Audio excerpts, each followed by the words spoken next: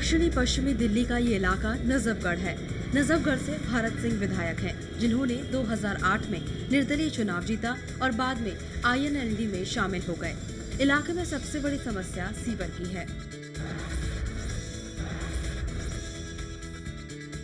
सबसे ज्यादा दिक्कत है हमें सीवर की।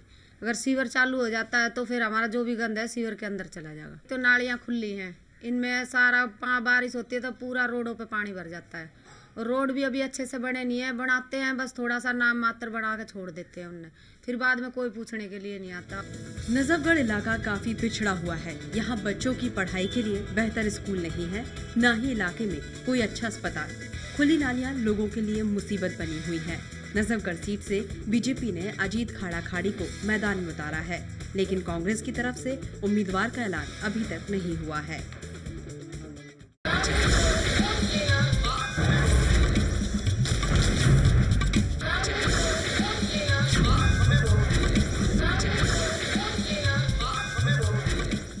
तो कौन बनेगा मुख्यमंत्री की नुक्कड़ बहस का काफिला पहुंचा है नजफगढ़ विधानसभा सीट। नजफगढ़ विधानसभा सीट की अगर बात की जाए तो तकरीबन 2 लाख के करीब यहां पर मतदाता हैं और इस सीट की खासियत यह है कि यहां पर शुरुआत से ही सत्ता की अदला बदली का इतिहास रहा है और ज्यादातर निर्दलीय उम्मीदवार यहां से जीत हासिल करके गए हैं। कांग्रेस और बीजेपी की पकड़ से ये इलाका काफी हद तक दूर है। वजह क्या है ये जानेंगे सत्ताधारी कांग्रेस से भी और बीजेपी से भी। इसके अलावा कुछ लोग भी हमारे साथ सबसे जानेंगे कि यहाँ के इलाके की प्रमुख समस्याएं यहाँ पर क्या है, कि किस तरह के दावे और वादे किए गए थे और आखिर क्यों मुख्यधारा की जो 2 पार्टियां हैं वो इस इलाके से दूर है और क्यों सिर्फ निर्दलीय को ही लगातार जिताते आ रहे हैं यहाँ के लोग। 3 खास मेहमान। सबसे पहले मेरे साथ विजेंद्र चौहान है बीजेपी से, मुकेश डागर हैं आम आदमी पार्टी से और शिव कुमार है इंडियन नेशनल लोकदल से, जहां से विधायक है भरत सिंह जी, यहां से विधायक है इंडियन नेशनल लोकदल से। हमारे साथ शिव कुमार जी हैं। शिव कुमार जी, एक और मौका आपको मिलेगा लगता है, क्योंकि यहाँ पर सत्ता की अदला बदली का इतिहास रहा है। यहाँ पर बेसिकली मैं आपको एक थोड़ा सा टाइम लूंगा आपका ज्यादा, मैं समझाऊंगा पूरा आपको।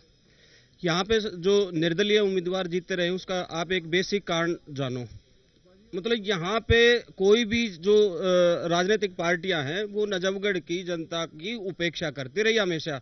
Let it be BJP, Congress या आजकल जो आम आदमी पार्टी है वो अभी आई है चुनाव अखाड़े में। तो आम आदमी जो निर्दलीय जो चुनाव जीता है उसका एक ही कारण है कि क्या ये एक वजह है आप लोग हमेशा जनता की उपेक्षा करते हैं, इस वजह से आप लोगों को मौका नहीं मिला? बीजेपी से हमारे साथ है विजेंद्र चौहान। नहीं, हमें मौका तो अभी तक एक बार भी नहीं मिला, जब तक नजफगढ़ में शुरू से ही निर्दलीय पार्टी जीती आई है। वजह क्या नजर आती है?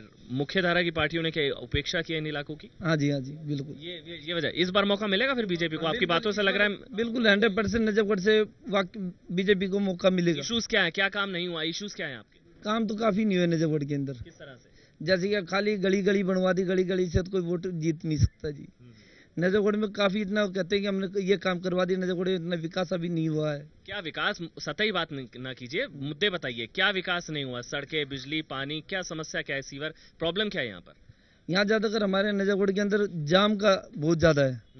वो नजफगढ़ का जाम गढ़ है, जाम कभी नहीं खुल सकता, ना खुलेगा जी। ट्रैफिक जाम एक समस्या है यहाँ पर या कोई और भी इशू है? और भी बहुत सारे इशू हैं यहाँ पे। समस्या है। आप नजफगढ़ में समस्या का नाम लीजिए, वो समस्या नजफगढ़ में एग्जिस्ट करती है। यहाँ पे रोड के साथ फर्जी रोड भी बने हैं। यहाँ पे हॉस्पिटल बनना था, वो हॉस्पिटल नहीं बना। यहाँ लड़कों के लिए कॉलेज नहीं है। नियरेस्ट कॉलेज रजौरी गार्डन में है या नॉर्थ कैंपस में या साउथ कैंपस में जाइए आप। दूसरी समस्या यहाँ की बसों की है। सबसे पुरानी बसें और खराब बसें नजफगढ़ क्षेत्र में चलती हैं।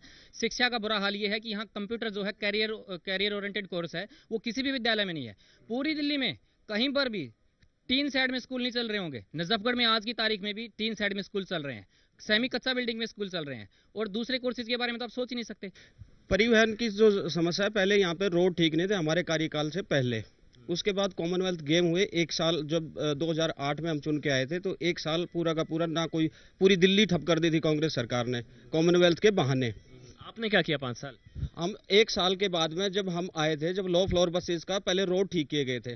रोड इसलिए ठीक किए गए थे कि लो फ्लोर जो बसेस के लिए वो एक पर्टिकुलर रोड की कंडीशन चाहिए। उसके बाद में यहाँ पे हम 2 डिपो लेके आए हैं, एक CNG का है। अभी CNG का डिपो बनने के बाद में यहाँ पूरी की पूरी लो फ्लोर बसेज आ जाएंगी। मतलब परिवहन की व्यवस्था में काम तो हो रहा है, लोग काम नहीं हो रहा है, ये तो सिर्फ नंबर बनाने की बात है, लंबी लंबी छोड़ने की आदत है यहाँ के नेताओं की। और इसी वजह से बार बार नेता बार हर 5 साल बाद उस व्यक्ति के विरोध में खड़ी हो जाती है यहाँ की जनता, क्योंकि भाजपा और कांग्रेस का तो व्यक्ति विशेष का चुनाव होता है। शिक्षा को लेकर भी क्या कुछ समस्या है यहाँ पर नजफगढ़ में? हाँ, शिक्षा के लिए काफी हो हमारे नजफगढ़ में जो सुविधा नजफगढ़ कहते हैं शिक्षा कोई सुविधा नहीं है। नजफगढ़ में जैसे कि स्टेडियम था उसको भी खत्म कर दिया गया है। नजफगढ़ स्टेडियम में 3 करोड़ रुपए लगा के आज जाके देखो, ये सारे मेरे ख्याल में 50% आदमी हो सकता है ये दूसरी पार्टियों के, नहीं तो बेसिक आप जाके पूछो, अपना कैमरा ले जाओ वहां पे 3 करोड़ रुपए का वो देखो क्या आलीशान स्टेडियम में काम चल रहा है। 2 लाख की जनसंख्या है, 2 लाख की जनसंख्या पर नजफगढ़ में पिछले 20 साल से हॉस्पिटल नहीं है। पिछले 5 साल में विधायक ने क्या कोशिश की? हॉस्पिटल नहीं है, आऊंगा हॉस्पिटल नहीं। एक मुद्दा छूट गया था पीछे, शिक्षा का। जब हम 2008 में जब चुनाव लड़के आए थे, जब जीत के आए थे, तो शिक्षा का यहाँ पे साइंस स्ट्रीम और कॉमर्स स्ट्रीम नहीं थी, जो कि आज आप 2 विद्यालयों में कॉमर्स है, 2 में साइंस है। पूरे देहात में 15 गांव में 12 स्कूल हैं। अच्छा, हॉस्पिटल बताइए, हॉस्पिटल स्वास्थ्य को लेकर, शिक्षा की बात करिए, स्वास्थ्य को लेकर हॉस्पिटल नहीं। यहाँ पे जो हॉस्पिटल है, एक जो लाइफलाइन है पूरे देहात की, और उसमें से आधा हरियाणा कवर करता है जाफरपुर हॉस्पिटल, राव तुलाराम हॉस्पिटल।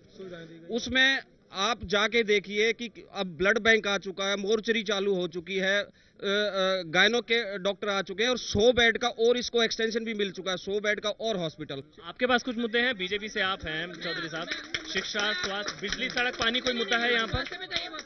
जिस स्वास्थ्य की बात करें ना, उस हॉस्पिटल में लोग इस उम्मीद से जाते हैं कि वहाँ इलाज होएगा, और वहाँ पे 99% लोग दीनदयाल हॉस्पिटल में रेफर कर दिए जाते हैं, दीनदयाल हॉस्पिटल में। और वहाँ की एम्बुलेंस की खिड़कियां तो रस्सी से बंधी हुई हैं। यहाँ सब कुछ कागजों के ऊपर होता है, जाति के आधार पे होता है।